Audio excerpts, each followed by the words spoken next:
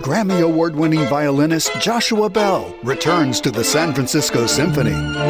Experience the power, precision, and passion of one of the world's great violinists. Hear Joshua Bell in Brahms' famed Violin Concerto with the Academy of St. Martin in the Fields. That's Joshua Bell, March 1st at the San Francisco Symphony. Tickets at sfsymphony.org. Let me ask you something. Why do the most powerful people in the world always seem to gather in private, behind closed doors, surrounded by symbols, ceremony, and ritual? Why does Hollywood flirt so openly with occult imagery? And why are there whispers about elite witches that celebrities supposedly seek out? And why does a giant owl in the woods keep showing up in conversations about power? And why, on a random Friday the 13th, does all of this feel just like a little too on brand? You say I talk too much, say I ask the wrong things, but if the truth feels weird, then I'm pulling that string. So quote me, it's probably nothing, just asking questions, yeah, that's my thing. Laughing through chaos, digging through lies, if it makes you uncomfortable, I'm doing it right. So quote me, it's probably nothing, say it too loud, now it's stuck in your head. If this all goes wrong, just remember I said it's probably nothing.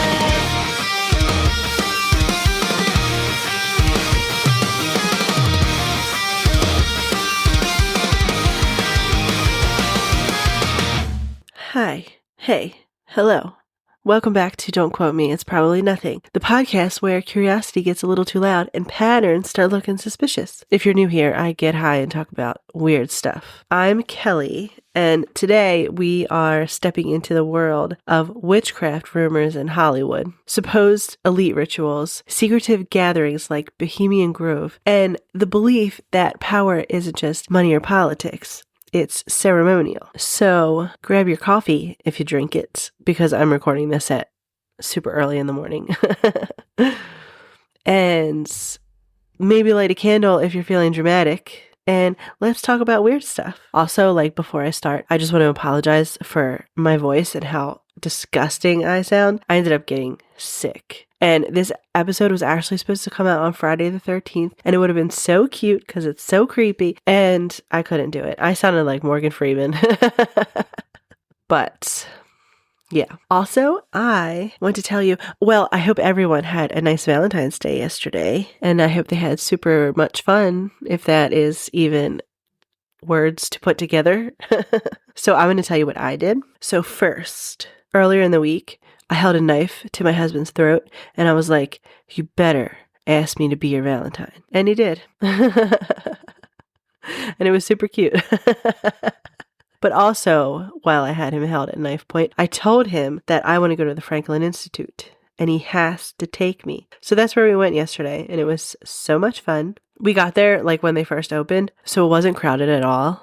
So I got to see everything in record time. And then we did the Universal exhibit there, and that was super fun. And I got to put, okay. So I wanted a stuffy, or I don't know what you guys call them. I don't want to say stuffed animal because it's not a stuffed creature is what I wanted of the creature from the Black Lagoon, but it was $50. And I was like, I feel like that's kind of expensive. And I feel like I could probably get it cheaper at Universal or online somewhere. But then if I get it online, it probably won't even look like it's supposed to. But anyway, I just couldn't justify spending $50. Well, justify my husband spending $50 because I didn't pay for shit on this stuffed creature. So instead, I got 4 posters that was $80. Totally worth it. But it was so cool there. I really liked it. And then he was like, we went into the gift shop of the Franklin Institute, and he was like, you can get whatever you want. And I was like, and I don't have to ask. I still asked every single time, but I left with astronaut ice cream and a quill and a pen, like the kind where you dip the feather in the ink and you write with it. Yeah, I got one of those. And then I got a stuffed brain for Burkle Pants, which she absolutely loves. She was cuddling with it all last night. It was the cutest thing ever. And then what else? Oh, I got a mug, a glass mug that looks like a beaker. It's the freaking cutest thing I've ever seen in my life. I love it. And I got a brain in a jar purse. And I can't wait to wear it. Even though it's not Halloween, I'm going to wear it all the time. because it's the best. And then he took me to this Indian restaurant near our house. And I couldn't taste anything because I was sick, but it felt in my mouth and like on my tongue. It felt like it would have tasted delicious. I've eaten there before and it really is good. But anyway, I hope everybody, well, the reason we did all that also is because it's our anniversary too. We've been married for a really, really, really long time. But anyway, I hope everybody had a nice Valentine's Day. And since my apologies, I babbled for many, many minutes. Let's talk about what I'm going to be talking about, shall we? So there is a belief that like power in Hollywood is not just about talent or connections, but like it's ritualized. And at the center of that belief is the idea that there are elite occult practitioners operating quietly behind the scenes, like spiritual advisors, ritual facilitators, or energy workers that like A-list celebrities supposedly consult before their careers explode. And like, I'm sure you probably heard the Whispers. Did I ever tell you that Whispers was my nickname when I was growing up? But anyway, there is an everyone goes to her witch. You know who I'm talking about? There's private ceremonies, protection rituals, manifestation work, and an initiation. Now, Hollywood is not shy about its like occult aesthetic. So like award shows look like rituals sometimes, you know, and music videos are filled with like pentagrams and fire circles, horns, veils, masks, like all that fun stuff. And fashion shoots lean heavily into occult symbolism. And celebrities openly talk about manifesting success, protecting their energy, cutting energetic cords, working with spiritual advisors, which makes people think that power isn't just earned, it's initiated. And there's a belief that entry into the highest tiers of influence involves ceremony, like actual ritual. And the Hollywood witch narrative is built on the idea that certain practitioners are deeply connected and they don't like advertise, obviously, and they don't go public, but they're consulted quietly, you know? And people like look for things like sudden fame after personal loss, or some like celebrities referencing selling their soul and recurring ritual language in like interviews and stuff. And sorry, I was wiping my nose.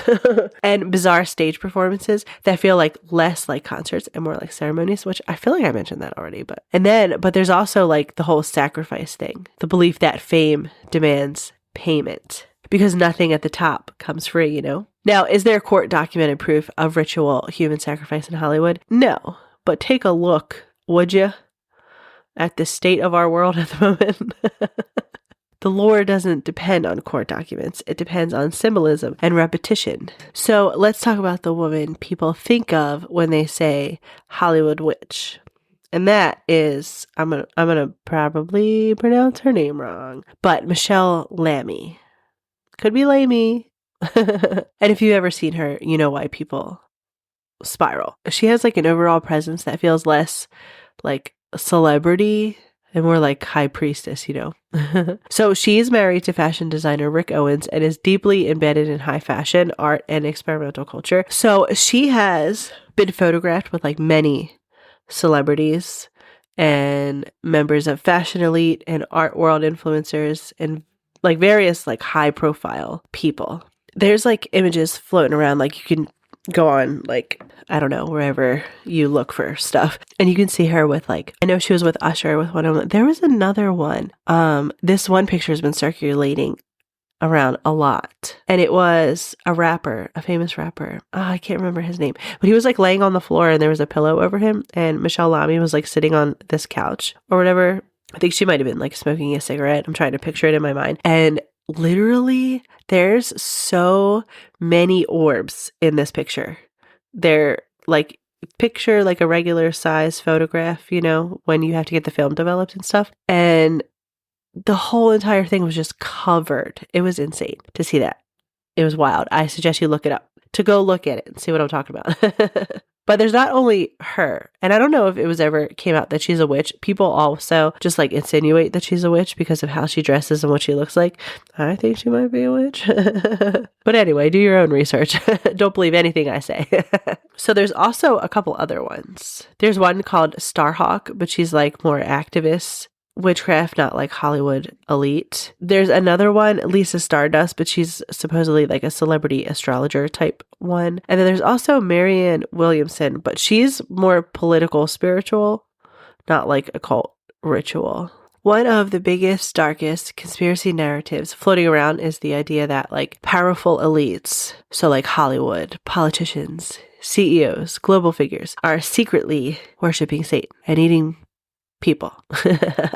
Like robes, rituals, blood, ceremonies, allegiance, all of that stuff. And it's not new. It's not a new thing. Like, I know it's going crazy on TikTok, but like this narrative has been around for centuries. Historically, powerful groups have always been accused of devil worship. Back in medieval Europe, political enemies were accused of satanic rituals, and religious minorities were accused of it as well. And even secret societies. It's one of like the oldest ways to say like those people are dangerous and corrupt. And then like fast forward to the 80s where you have the Satanic Panic, which I mentioned in quite a few episodes. I even did an episode on the Satanic Panic. They said Dungeons and Dragons was demonic, rock music was demonic, all of that. So there's like the belief is that there's people out there who didn't get to where they are through money or politics. It's because they aligned themselves with something darker. So there's tons of symbolism out there. And one of them is like the Baphomet imagery and inverted crosses, all-seeing eyes, fire rituals, owls, black and white checkered floors, hand signs, masks, tons of stuff. So, and then when you look at award shows and stuff like that, oftentimes I'll be like, oh, that's a ceremony. You know what I mean? So occult symbolism is like a real thing that actually exists. It's in art and architecture and secret societies for like hundreds of years. So the modern elite Satan worship stuff has like the belief that powerful people make spiritual pacts and that fame or influence requires allegiance, that tragedy is interpreted as like sacrifice, and that initiation is ceremonial, and that secrecy equals protection of dark practices. Now, I'm saying this because I have to. There is no verified evidence of a global Satan-worshipping thing running Hollywood or government. However, if you look a little closely, just kidding. So like governments have oath ceremonies and secret societies have initiation rituals and elite clubs have private theatrical traditions. Yo, there's so much stuff out there. There's like, it's all of this was just in my mind and as I was talking about this and then it just disappeared. Okay, so you got the Freemasons out there and there is like even like sororities and fraternities are brought up a lot. And I was listening. Okay, so there's this podcast. I've mentioned this podcast before on other episodes, but it's called The Exorcist Files. This is not a plug or anything like that. Seriously, you have to check it out. It is so good. It is so good. I don't know any other like words to explain how good this podcast is. And it's hosted by Father Carlos Martins and I think it's Ryan Bethea is his name. And like, it's so good. They talk about everything. The Freemasons comes up a lot. They just did an interview with two people. I forget the guy's name and I feel really bad for it, but the girl's name's Adele. And they literally were Satanists. Like they worshipped Satan. They were part of the Church of Satan, all of that stuff. And it was a wild interview to listen to, but it was so good. And like one of the things that this girl Adele mentioned, or this lady Adele mentioned, is that to be in like a top person within the Church of Satan, it is a requirement for them to be in the Church of Satan and a Freemason and a Catholic priest. It was so wild. They didn't go into any more information about that. Like they were basically like, oh, that's for another episode. But what? That explains like so much, you know? So wild. Definitely check it out. Check out that podcast. Also, this is random, but on one of my like doom scrolls on TikTok a while back, I remember coming across a whole bunch of videos and like I scroll in like comments and stuff. And one of the videos was about Michelle Lamy and it was pictures of her with celebrities and like looking at the differences in their eyes while scrolling through the pictures and see just like how dark their eyes look and how they just looked like not their usual selves, you know? I forget why I'm telling you this. Darn. There's a reason for me telling you this. And it slipped my mind. So now I'm going to stop talking about it and talk about something else that maybe it'll come back. Okay, so let's move on to Bohemian Grove while my brain thinks. Does anybody else's brain do two things at one time? Okay, so picture this. You're in Northern California, okay, in like the redwood forest, and there's 2,700 acres of private land. It's ultra exclusive. There's no press, no public access. Phones are restricted. Security is so tight. And once a year, some of the most powerful men in business, media, politics, finance, and industry gather here. That is Bohemian Grove. So it's been around since the late 1800s and originally started as like an artistic retreat with writers, musicians, and journalists. But over time, it basically became like a private club for elite men. And like not just kind of wealthy men. It's presidents, cabinet members, corporate executives, military leaders, media moguls, Republicans, Democrats, old money, new money, like does not matter. But this is like where it gets weird. So at the center of the grove stands a 40-foot owl statue, which 40 feet is a wild. I mean, they are in the redwood forest and a tree could have fallen down and they just like decided to do that. But like 40 feet's wild. But anyway, every year, they perform something called the cremation of care ceremony in front of it. And like, that's not a name some like conspiracy group made up. That's like the official name. Cremation of care is wild. So this ceremony, it involves robed figures, a ritual performance, a symbolic coffin, fire, dramatic lighting, and like a whole bunch of chants. And supposedly the purpose is to symbolically burn away the cares of the outside world so attendees can relax and engage freely. That's the explanation. But like visually, it looks like a ritual sacrifice. So there's recordings of it. There are transcripts, and this one's a hard one to say. It's been infiltrated. Hold on, I'll get it. It's been infiltrated.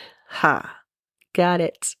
And filmed before. So the owl is often said to represent Moloch. Maybe I pronounced that right. But that is an ancient deity sometimes associated in myth and sacrifice. And members of this place say, like when they go, say that the owl is a symbol of wisdom, which historically owls actually are. But when you add fire ceremonies to it, I don't know. Why an owl though? Like they should have picked something else. You know what's wild that my brain just made up? Okay, so you know how the statue is an owl? Oh no, I have to hurry up and talk about this before it goes out of my brain. Okay, so you know how the statue is an owl? Like, what if? So owls only come out at night and they're usually in heavy wooded areas. Like most of the time we don't really see owls like in the city, you know, just flying around and whatnot. I mean, could they be there? Yeah, because they only come out at night and everybody could be sleeping instead. But anyway, what was I talking about? Oh yeah. So what if, okay, so all of these owls are like in the forest and the part of the forest that they're in are like where these secret societies go to do things that they do, you know, that they want to keep secret. And what if they're doing the whole owl statue thing and somehow all the chanting they're doing gives power to all of the owls and the owls are just like cameras that see everything going on, you know? You know what I'm talking about? What I'm trying to explain? So like the owls show them like, oh, someone's coming. And then, like, I don't know, they snap their fingers and then whoever's coming doesn't notice anything weird going on in the woods. Did I explain that correctly? But that's something my brain just thought of. But yeah, powerful men gathering in secret and performing like ritual style ceremonies in the woods sounds like the opening of a horror movie, if I do say so myself. And like they could say that it's theater and tradition and symbolic all they want. But when you add in the fact that like no women are allowed, there's no press coverage, no public documentation of private discussions at all. What happens in private meetings? Officially, they're networking and doing talks and policy discussions, right? But like, why do you have to do it in secret? Is it because you don't want people to know what you're talking about because you're doing weird stuff, huh? Is that it? Because I think that's it. But people do believe that policies and deals are made there and influence is traded there and power is coordinated there. Because like, why so secretive about it, you know? And I believe I have to find the video and then I can link it in like the show notes or something. But assuming everyone has TikTok, you know what? The video is probably taken down because they tend to, you know, that's another thing. When you're searching something and there's tons of videos on it, right? And then you find that one video that has something different and you're like, oh man, if everybody found this out, the world would lose their ever-loving mind. And then it just gets taken down real quick. Why? Why is it taken down? You know? Sorry for that little rant.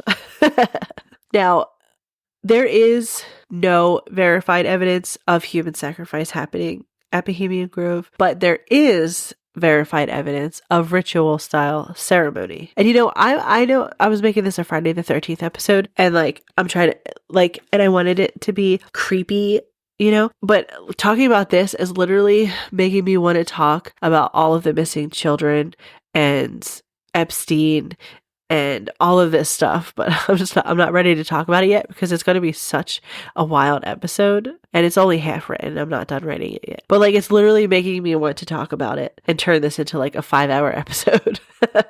And I know I didn't talk about much or anything, I don't think. Didn't talk much about anything.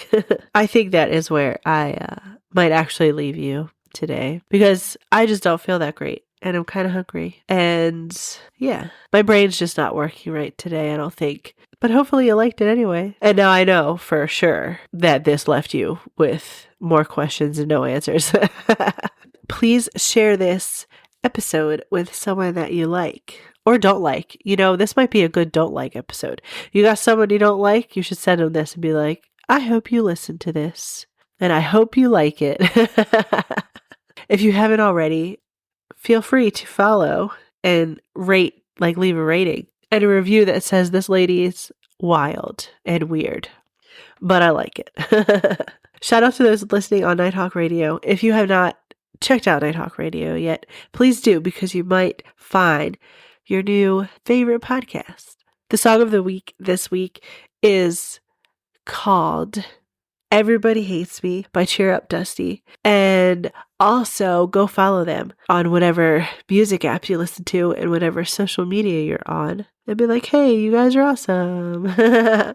You know what I mean? Know what I'm talking about? Stay weird, stay curious, go be kind to someone for no reason, and go be amazing.